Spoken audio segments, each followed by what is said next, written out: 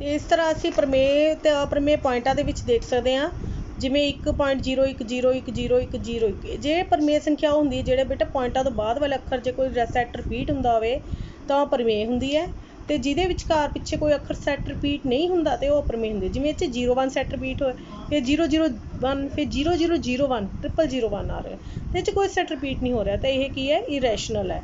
ਪ੍ਰਮੇय ਨੂੰ ਆਪਾਂ ਰੈਸ਼ਨਲ ਕਹਿੰਦੇ ਹਾਂ, ਆਰ ਲਿਖ ਸਕਦੇ ਹੋ, ਤੇ ਅਪ੍ਰਮੇय ਨੂੰ ਅਸੀਂ ਇਰੈਸ਼ਨਲ ਕਹਿੰਦੇ ਹਾਂ, ਇਰੈਸ਼ਨਲ ਅਪ੍ਰਮੇय। ਇਸ ਤਰ੍ਹਾਂ ਤੁਸੀਂ ਦੇਖਦੇ ਹੋ ਅਗਲਾ ਨੰਬਰ ਹੈ 2.543543 ਤਿੰਨ ਅੱਖਰਾਂ ਦਾ ਸੈੱਟ ਰਿਪੀਟ ਹੋਈ ਜਾ ਰਿਹਾ, ਤੇ ਇਹ ਰੈਸ਼ਨਲ ਨੰਬਰ ਹੈ। ਇਸ ਤਰ੍ਹਾਂ ਇਹਦੇ ਵਿੱਚ ਕੋਈ ਅਕਸ਼ਰ ਰਿਪੀਟ ਨਹੀਂ ਹੋ ਰਿਹਾ, ਕੋਈ ਸੈੱਟ ਰਿਪੀਟ ਨਹੀਂ ਹੋ ਰਿਹਾ, ਤਾਂ ਇਹ ਇਰੈਸ਼ਨਲ ਹੈ। ਇਸੀ ਤਰ੍ਹਾਂ 1.9 ਜੇ ਬਾਰ ਉੱਪਰ ਹੋਵੇ ਰਕਮ, ਇਹਦਾ ਮਤਲਬ 9999 ਬਾਰ ਰਿਪੀਟ ਹੋ ਰਿਹਾ, ਇਹ ਖ਼ਤਮ ਨਹੀਂ ਹੋ ਰਹੀ, ਤੇ ਇਹਦਾ ਮਤਲਬ ਇਹ ਰੈਸ਼ਨਲ ਹੈ। ਬਾਰ ਵਾਲੀ ਹਰੇਕ ਸੰਖਿਆ ਰੈਸ਼ਨਲ ਹੁੰਦੀ ਹੈ। ਜਿਹੜੀ ਸੰਖਿਆ ਖ਼ਤਮ ਹੀ ਹੋ ਜਾਵੇ, ਜਿਹਦੇ ਪੁਆਇੰਟ ਤੋਂ ਬਾਅਦ ਅੱਗੇ ਰਿਮਾਈਂਡਰ 0 ਆ ਜਾਂਦਾ ਹੈ, ਜਿਵੇਂ ਕਿ 2.5, ਇਹ ਰੈਸ਼ਨਲ ਹੁੰਦੀ ਹੈ। 3.674 ਜਿਵੇਂ ਇਸ ਤਰ੍ਹਾਂ ਕੋਈ ਹੈ ਤਾਂ ਰੈਸ਼ਨਲ ਹੁੰਦੀ ਹੈ। ਦੂਜੀ ਗੱਲ, ਬਟੇ ਵਾਲੀ ਸੰਖਿਆ ਦੇ ਵਿੱਚ ਆਪਾਂ ਦੇਖਾਂਗੇ। ਹੁਣ ਬਟੇ ਵਾਲੀ ਸੰਖਿਆ ਦੇ ਵਿੱਚ ਜੇ ਬਟਾ 10 ਹੋਵੇ, 100 ਹੋਵੇ, 1000 ਹੋਵੇ, ਤਾਂ ਇਹ ਰੈਸ਼ਨਲ ਹੀ ਹੁੰਦੀਆਂ ਹਨ। ਇਸੀ ਤਰ੍ਹਾਂ ਨੈਕਸਟ ਹੈ, ਲੇਕਿਨ ਨੈਕਸਟ ਹੈ ਜੇ ਉੱਪਰ ਚਾਹੇ ਕੋਈ ਜਿਹੜੀ ਮਰਜ਼ੀ ਰਕਮ ਹੋਵੇ, ਮੈਂ ਇਹਨਾਂ 'ਚ ਚਾਹੇ ਸੇਮ ਲਈ ਹੈ ਰਕਮ, ਇਹਦੇ ਥੱਲੇ ਜੇ ਖਾਲੀ 2 ਦੀ ਘਾਤ ਹੋਵੇ, 2 ਤੇ 5 ਦੀ ਘਾਤ ਹੋਵੇ, ਜਾਂ ਖਾਲੀ 5 ਦੀ ਘਾਤ ਹੋਵੇ, ਇਹ ਸਾਰੀ ਸੰਖਿਆਵਾਂ ਪ੍ਰਮੇୟ ਹੋ ਜਾਂਦੀਆਂ। ਇਹ ਧਿਆਨ ਰੱਖਣਾ ਹੈ। ਜੇ ਬਟੇ ਦੇ ਵਿੱਚ ਨੀਚੇ ਸਿਰਫ 2 ਵਾਲੀ ਰਕਮ ਬਚਦੀ ਹੋਵੇ, 2 ਦੀ ਘਾਤ ਹੋਵੇ, ਜਿੰਨੀ ਮਰਜ਼ੀ ਘਾਤ ਹੋਵੇ 2 ਦੇ ਸਿਰ 'ਤੇ, ਤਾਂ ਇਹ ਸਾਰੀਆਂ ਪ੍ਰਮੇୟ ਹੁੰਦੀਆਂ ਨੇ। ਲੇਕਿਨ ਜੇ ਉੱਪਰ ਰਕਮ ਕੋਈ ਵੀ ਹੋਵੇ, ਥੱਲੇ ਜੇਕਰ 2 ਤੇ 5 ਤੋਂ ਇਲਾਵਾ ਹੋਰ ਵੀ ਰਕਮਾਂ ਬਚਦੀਆਂ ਨੇ ਤਾਂ ਅਪ੍ਰਮੇୟ ਹੋਣਗੀਆਂ। ਜਿਵੇਂ ਕਿ ਇਹਦੇ ਥੱਲੇ 2 ਦੀ ਘਾਤ ਤਾਂ ਸੀਗੀ, ਪਰ 7 ਤੇ 11 ਵੀ ਸੀਗੇ। ਇਸੀ ਤਰ੍ਹਾਂ ਇੱਥੇ 6 ਤੇ 5 ਵੀ ਸੀਗੇ। 5 ਤਾਂ ਕੋਈ ਗੱਲ ਨਹੀਂ ਹੈ, 5 ਤਾਂ ਵਾਲੀ ਪ੍ਰਮੇୟ ਹੋ ਸਕਦੀ ਹੈ, ਪਰ ਇਹਦੇ ਨਾਲ 6 ਹੈ। 6 ਨੂੰ ਆਪਾਂ ਕੀ ਲਿਖ ਸਕਦੇ ਹਾਂ? 2 ਗੁਣਾ 3, ਅਤੇ ਇਹਦੇ ਥੱਲੇ 3 ਵੀ ਆ ਗਿਆ ਨਾ, 2 ਤਾਂ ਆ ਹੀ ਰਿਹਾ, ਚਲੋ 2 ਵੀ ਨਾਲ ਵੀ ਪ੍ਰਮੇୟ ਹੈ ਅਤੇ 5 ਨਾਲ ਵੀ ਪ੍ਰਮੇୟ ਹੈ, ਪਰ 3 ਵੀ ਆ ਗਿਆ। ਇਸੀ ਤਰ੍ਹਾਂ ਹੀ 7 ਦੇ ਥੱਲੇ 2, 5 ਅਤੇ 3 ਵੀ ਹੈ। ਆਹ 3 ਕਰਕੇ ਇਹ ਅਪ੍ਰਮੇୟ ਬਣ ਗਈ ਹੈ। ਖਾਲੀ ਥੱਲੇ 2 ਦੀ ਘਾਤ ਹੋਵੇ, ਦੁਬਾਰਾ ਸੁਣ ਲਓ, 2 ਦੀ ਘਾਤ ਜਾਂ 5 ਦੀ ਘਾਤ ਹੋਵੇ ਗੁਣਾ ਦੇ ਵਿੱਚ ਨੀਚੇ, ਜਾਂ ਖਾਲੀ 5 ਦੀ ਹੋਵੇ, ਤਾਂ ਉਹ ਸੰਖਿਆਵਾਂ ਪ੍ਰਮੇୟ ਹੋਣਗੀਆਂ। 10, 100, 1000 ਵਾਲੀਆਂ ਪ੍ਰਮੇୟ ਹੁੰਦੀਆਂ ਨੇ। ਇਸੀ ਤਰ੍ਹਾਂ ਰਿਪੀਟਿੰਗ ਸੈਟਸ ਵਾਲੀਆਂ ਪ੍ਰਮੇୟ ਹੁੰਦੀਆਂ ਨੇ। ਸਿਰਫ ਅਪ੍ਰਮੇୟ ਕਿਹੜੀਆਂ ਹੁੰਦੀਆਂ ਨੇ? ਜਿਹੜੀ ਨੋਨ ਰਿਪੀਟਿੰਗ ਸੈਟਸ ਵਾਲੀਆਂ ਹੁੰਦੀਆਂ ਨੇ। ਉਸ ਤੋਂ ਬਾਅਦ ਜਿਹਦੇ ਥੱਲੇ ਰਕਮ 2 ਅਤੇ 5 ਤੋਂ ਇਲਾਵਾ ਕੋਈ ਹੋਰ ਬਚਦੀ ਹੋਵੇ। ਇਹਦੇ ਵਿੱਚ 6 ਗੁਣਾ 5 ਦੀ ਘਾਤ 2 ਸੀ, ਪਰ 6 ਨੂੰ ਆਪਾਂ 2 ਤੀਆ 6 ਲਿਖ ਸਕਦੇ ਹਾਂ, 3 ਬਚ ਗਿਆ ਨੀਚੇ, ਤਾਂ ਇਸ ਤਰ੍ਹਾਂ ਹੈ। ਅਤੇ ਸਾਡੀ ਬੁੱਕ ਦੇ 2 ਇੰਪੋਰਟੈਂਟ ਸਵਾਲ ਨੇ ਇਹਦੇ ਵਿੱਚ 2 3 77/210, 343/2 ਦੀ 5, 5 ਦੀ 7 ਅਤੇ 6/15। ਪਤਾ ਕਰੋ ਕਿ ਇਹ ਰੈਸ਼ਨਲ ਹੈ ਕਿ ਇਰੈਸ਼ਨਲ ਹੈ। ਪਤਾ ਕਰੋ ਕਿ ਪ੍ਰਮੇୟ ਹੈ ਕਿ ਅਪ੍ਰਮੇୟ। ਅਸੀਂ ਸਭ ਤੋਂ ਪਹਿਲੀ ਰਕਮ ਲਈ 77/210। 77 ਨੂੰ ਕੀ ਲਿਖ ਲਿਆ? 11 7 77। 21 ਨੂੰ ਕੀ ਲਿਖ ਲਿਆ? 7 ਜਾਂ 21, ਨਾਲ ਕੀ ਹੈ? 0 ਮਤਲਬ 10 ਨਾਲ ਗੁਣਾ ਹੋਈ ਹੋਈ ਹੈ। 21 ਗੁਣਾ 10 210 ਹੁੰਦਾ ਨਾ, ਤਾਂ 21, ਤਾਂ 7 ਨਾਲ 7 ਕੱਟਿਆ ਗਿਆ ਬੇਟੇ, ਨੀਚੇ ਕੀ ਰਹਿ ਗਿਆ? 3 × 10। ਨੀਚੇ 10 ਵਾਲੀ ਤਾਂ ਪ੍ਰਮੇୟ ਹੀ ਹੋਏਗੀ, ਪਰ ਇਹਦੇ ਨਾਲ ਕੀ ਆ ਗਿਆ? ਨਾਲ 3 ਆ ਗਿਆ। ਹੁਣ 3 ਕਰਕੇ ਇਹ ਕੀ ਹੋ ਗਈ? ਅਪ੍ਰਮੇୟ, ਤਾਂ ਇਰੈਸ਼ਨਲ ਹੈ। ਨੈਕਸਟ ਹੈ 6/15। 6 ਉੱਪਰ ਕੀ ਹੈ? 2 ਤੀਆ 6, 3 5 15। ਦੇਖਣ ਨੂੰ ਨੀਚੇ 3 5 15 ਸੀ, ਇਹ ਅਪ੍ਰਮੇୟ ਲੱਗਦੀ ਸੀ, ਪਰ ਉੱਪਰ ਕੀ ਹੋਇਆ? 6 ਹੋਣ ਕਰਕੇ ਉੱਪਰ ਤਾਂ ਥੱਲੇ ਵਾਲਾ 3 ਕੱਟਿਆ ਗਿਆ, ਤਾਂ ਇਹ ਕੀ ਹੋ ਗਿਆ? 2/5। ਨੀਚੇ ਖਾਲੀ 5 ਬਚਿਆ, 5 ਤਾਂ ਇਹ ਰੈਸ਼ਨਲ ਨੰਬਰ ਬਣ ਗਿਆ। ਥੱਲੇ ਖਾਲੀ 5 ਦੀ ਘਾਤ ਹੈ 1। ਉਸ ਤੋਂ ਬਾਅਦ 343। 343/2 ਦੀ 5 ਅਤੇ 5 ਦੀ 7। 2 ਤੇ 5 ਅਤੇ 5 ਦੀ 7, ਨੀਚੇ ਖਾਲੀ 2 ਅਤੇ 5 ਦੀ ਘਾਤ ਹੈ, ਅਤੇ ਇਹ ਵੀ ਕੀ ਹੈ? ਖਾਲੀ ਪ੍ਰਮੇୟ ਸੰਖਿਆ ਹੈ। Is it okay? ਇੱਕ ਸੈਕਿੰਡ ਲੈਸਨ ਦਾ ਬੜਾ ਇੰਪੋਰਟੈਂਟ ਕੁਐਸਚਨ ਹੈ, P of X ਦੇ ਸਿਫਰਾਂ ਦੀ ਗਿਣਤੀ ਦੱਸੋ। Find the number of zeros of P of X। P ਦੇ ਨਾਲ ਖਾਲੀ ਬ੍ਰੈਕਟ 'ਚ ਕੀ ਹੈ? X ਹੈ। ਤਾਂ ਇੱਦਾਂ ਆਪਾਂ ਨੂੰ ਗ੍ਰਾਫ ਦਿੱਤਾ ਹੋਏਗਾ, ਅਤੇ ਇਸ ਤਰ੍ਹਾਂ ਗ੍ਰਾਫ ਬਣਿਆ ਹੋਏਗਾ ਕੁਛ ਵੀ, ਤਾਂ ਆਪਾਂ ਕਿਹਦੀ ਸਿਫਰਾਂ ਦੀ ਗਿਣਤੀ ਪਤਾ ਕਰਨੀ? X ਦੇ, ਬ੍ਰੈਕਟ 'ਚ X ਹੈ। ਤਾਂ ਤੁਸੀਂ ਪਹਿਲਾਂ ਸਵਾਲ ਦੇ ਵਿੱਚ ਦੇਖਣਾ ਹੈ ਵੀ X ਜਿਹੜਾ ਹੈ ਪੁਆਇੰਟ, ਉਹ ਆਪਾਂ ਐਕਸ ਐਕਸਿਸ ਨੂੰ ਗ੍ਰਾਫ ਕਿੰਨੇ ਪੁਆਇੰਟਾਂ 'ਤੇ ਕੱਟ ਕਰ ਰਿਹਾ ਹੈ, ਕਿਉਂਕਿ X ਦੀ ਆਪਾਂ ਪਤਾ ਕਰਨੀ ਹੈ, ਅਤੇ ਆਪਾਂ X ਐਕਸਿਸ ਵਾਲੀ ਲਾਈਨ, X ਐਕਸਿਸ ਵਾਲੀ ਲਾਈਨ ਹੈ ਜਿਹੜੀ ਲੇਟਵੀਂ ਹੈ, ਤਾਂ ਆਪਾਂ ਦੇਖਣਾ ਇੱਥੇ 1 2 3 4 ਇਹ 4 ਬਿੰਦੂਆਂ ਤੇ ਇਹਨੂੰ ਕੱਟ ਕਰ ਗਿਆ ਤੇ ਇਹਦੇ ਸਿਫਰਾਂ ਦੀ ਗਿਣਤੀ ਕਿੰਨੀ ਹੋਈ ਹੈ ਬੇਟੇ 4 ਤੇ ਇਹਦੇ ਨੰਬਰ ਆਫ ਜ਼ੀਰੋਸ ਕਿੰਨੇ ਹੋਏ 4। ਤੁਸੀਂ ਪੂਰੀ ਲਾਈਨ ਲਿਖੋਗੇ ਸਿਫਰਾਂ ਦੀ ਗਿਣਤੀ ਬਰਾਬਰ 4, number of zeros is equal to 4। Next graph ਇਸ ਤਰ੍ਹਾਂ ਦਾ, ਇਹਦੇ ਵਿੱਚ ਐਕਸ ਐਕਸਿਸ ਤੇ ਗ੍ਰਾਫ ਹੀ ਨਹੀਂ ਹੈ, ਨਾ ਕੋਈ ਕਿਸੇ ਪੁਆਇੰਟ ਤੇ ਕੱਟ ਕਰ ਰਿਹਾ ਤੇ ਇਹਦੇ ਸਿਫਰਾਂ ਦੀ ਗਿਣਤੀ ਕਿੰਨੀ ਹੋਈ 0।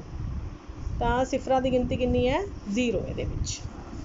ਜੇ ਪੀ ਆਫ ਵਾਈ ਦੇ ਪੁੱਛਿਆ ਹੁੰਦਾ ਤੁਸੀਂ ਵਾਈ ਦੇ ਦੇਖ ਲੈਣਾ ਵੀ ਵਾਈ ਨੂੰ ਕਿੰਨੇ ਅੱਖਰਾਂ ਤੇ ਕੱਟਿਆ, ਕਿੰਨੇ ਪੁਆਇੰਟਾਂ ਤੇ ਕੱਟਿਆ, ਠੀਕ ਹੈ। ਪਰ ਐਕਸ ਵਾਲਾ ਹੀ ਹੈ ਮੇਨ ਤੁਹਾਨੂੰ ਬੁੱਕ ਦੇ ਵਿੱਚ, ਤਾਂ ਐਕਸ ਵਾਲਾ ਮੈਂ ਤੁਹਾਨੂੰ ਕਰਵਾਇਆ। ਉਸ ਤੋਂ ਬਾਅਦ ਸੈਕਿੰਡ ਲੈਸਨ ਦੇ ਵਿੱਚ ਇੱਕ ਬਹੁਤ ਜ਼ਰੂਰੀ ਸਵਾਲ ਹੈ ਕਿ ਜੇ 2 ਘਾਤੀ ਬਹੁਪਦ ਲਿਖੋ ਜਿਸ ਦੇ ਸਿਫਰਾਂ ਜੋੜ ਤੇ ਗੁਣਨਫਲ ਤੁਹਾਨੂੰ ਦਿੱਤਾ ਹੋਊਗਾ। ਫਾਈਂਡ ਦਾ sum of roots and product of roots when. ਤੁਹਾਨੂੰ ਇੱਕ ਸਮੀਕਰਨ ਦਿੱਤੀ ਹੋਊਗੀ ਇਸ ਤਰ੍ਹਾਂ ਦੀ 2 ਘਾਤੀ ਦਾ ਮਤਲਬ ਕਿ ਜਿਹੜੀ ਐਕਸ ਵਾਈ ਜੋ ਕੁਛ ਵੀ ਹੋਏਗਾ ਇਹਦੀ ਥਾਂ ਤੇ ਤਾਂ ਉਹਦੇ ਸਿਰ ਦੇ ਉੱਤੇ ਮੈਕਸਿਮਮ ਘਾਤ 2 ਹੋਏਗੀ। 2 ਘਾਤੀ ਬਹੁਪਦ ਦੇ ਸਿਫਰਾਂ ਦੀ ਗਿਣਤੀ 2 ਹੁੰਦੀ ਹੈ, ਯਾਦ ਰੱਖਣਾ। ਇਹਦੇ ਸਿਰ ਦੇ ਉੱਤੇ 2 ਹੈ ਤੇ 2 ਘਾਤੀ ਬਹੁਪਦ ਹੈ। ਇਹਦੇ 'ਚ ਪਹਿਲਾਂ ਐਕਸ ਸਕੁਏਅਰ ਪੜ੍ਹਦੇ ਆਪਾਂ ਇਹਨੂੰ, ਐਕਸ ਸਕੁਏਅਰ ਵਾਲੀ, ਫਿਰ ਐਕਸ ਵਾਲੀ, ਫਿਰ ਬਿਨ ਐਕਸ ਵਾਲੀ। ਅਤੇ ਸਮ ਆਫ ਫਰੂਟਸ ਅਤੇ ਪ੍ਰੋਡਕਟ ਆਫ ਫਰੂਟਸ ਅਸੀਂ ਕੱਢਣੇ ਹੈ ਇਹਨੂੰ ਦੇਖ ਕੇ।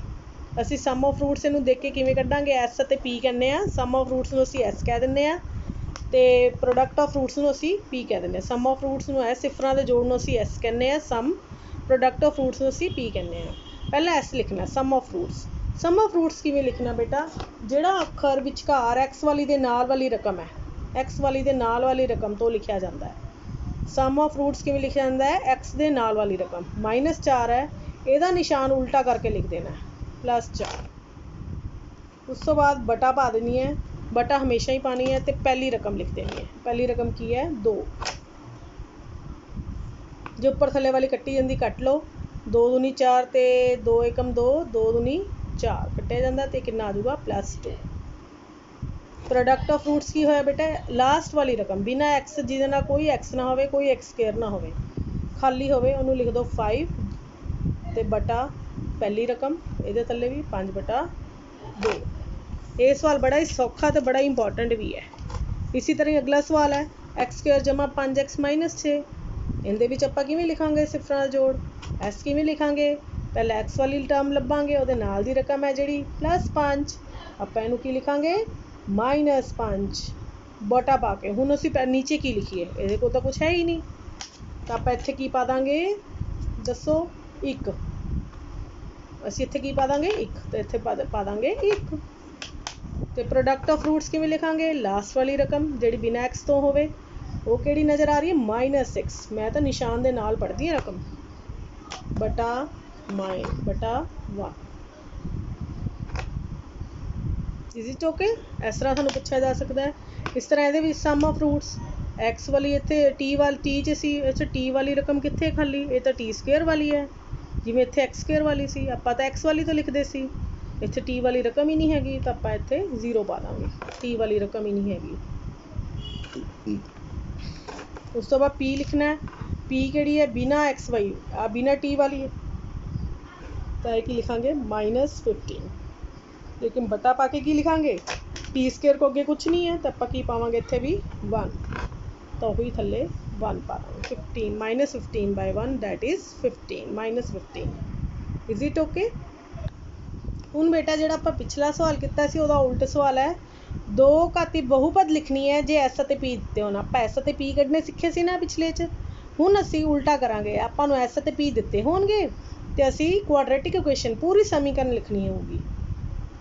ਤਾਂ ਅਸੀਂ ਦੇਖੋ ਪਿਛਲਾ ਸਮ ਅਸੀਂ ਇੱਦਾਂ ਹੀ ਕੀਤਾ ਸੀਗਾ, ਅਸੀਂ ਐਸ ਅਤੇ ਪੀ ਲਿਖੇ ਸੀ, ਐਸ ਐਕਸ ਦੇ ਨਾਲ ਵਾਲੀ ਅਤੇ ਬਟਾ ਪਹਿਲੀ ਵਾਲੀ, ਪੀ ਪਿਛਲੀ, ਅਤੇ ਆਪਾਂ ਸਮੀਕਰਨ ਦਿੱਤੀ ਹੋਈ ਸੀ। ਹੁਣ ਆਪਾਂ ਆਹ ਵਾਲੀ ਸਮੀਕਰਨ ਲਿਖਾਂਗੇ, ਐਸ ਅਤੇ ਪੀ ਦਿੱਤੇ ਹੋਣਗੇ। ਤਾਂ ਕਿਵੇਂ ਲਿਖਣੀ ਹੈ ਤੁਸੀਂ ਧਿਆਨ ਨਾਲ ਨੋਟ ਕਰੋ। ਇਹਦੇ ਲਈ ਫਾਰਮੂਲਾ ਸਭ ਤੋਂ ਪਹਿਲਾਂ 2 ਘਾਤੀ ਬਹੁਪਦ ਲਿਖਣ ਦਾ, x² ਮਾਈਨਸ ਸਿਫਰਾਂ ਦਾ ਜੋੜ ਨੂੰ ਗੁਣਾ ਕਰ ਦੇਣਾ ਐਕਸ ਦੇ ਨਾਲ, ਐਸ ਨੂੰ ਗੁਣਾ ਕਰ ਦੇਣਾ ਐਕਸ ਦੇ ਨਾਲ, ਜਮਾ ਪੀ ਪਾ ਕੇ ਬਰਾਬਰ 0। ਤਾਂ ਜਿਵੇਂ ਆਪਾਂ ਨੂੰ ਐਸ ਦਿੱਤਾ ਹੋਇਆ ਸਿਫਰਾਂ ਦਾ ਜੋੜ, ਤਾਂ x², ਅਤੇ ਜਿਹੜਾ ਇੱਥੇ ਧਿਆਨ ਰੱਖਣਾ ਹੈ ਜਿਹੜਾ ਐਸ ਦੀ ਵੈਲਿਊ ਹੈ, ਜਿਵੇਂ ਆਪਾਂ ਉਹ 'ਚ ਨਿਸ਼ਾਨ ਬਦਲਿਆ ਸੀ, ਤਾਂ -1/4 ਹੈ, ਅਤੇ ਤੁਸੀਂ ਇੱਥੇ ਚੁੱਪ-ਚਾਪ ਵੱਡਾ ਨਿਸ਼ਾਨ ਪਾ ਕੇ ਬਦਲ ਕੇ ਨਿਸ਼ਾਨ 4 ਪਾ ਦੇਣਾ, ਅਤੇ ਪੀ ਵਾਲੇ ਦਾ ਨਿਸ਼ਾਨ ਨਹੀਂ ਬਦਲਣਾ, ਉਹ 1/4 ਹੀ ਰਹੇਗਾ ਬਰਾਬਰ 0।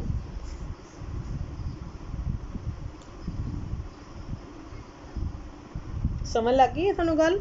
एस दे अगे वाली रकम का निशान बदल दोगे, माइनस है इत्थे, इत्थे प्लस पाओगे, तो पिछले वाले का निशान नहीं बदलना। इस तरह ही अगला सवाल देख लो, एस दिता होवे -2, पी दिता होया +3, sum of roots -2, product of roots +3।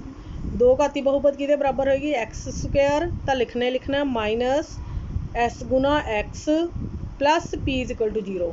x² minus सिफरां दा जोड़ गुना x जमा p बराबर 0।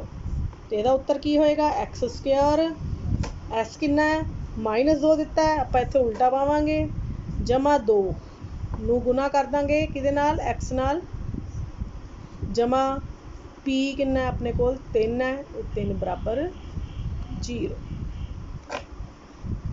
समझ लग गई। जे p माइनस होया तो इत्थे माइनस आ जाऊगा, जे p की वैल्यू इत्थे प्लस है तो इत्थे प्लस आऊगा।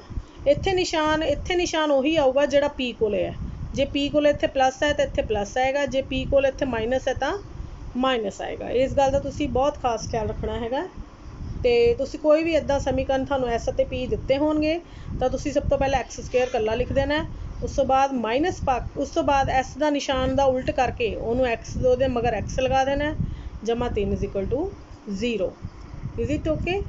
Thank you.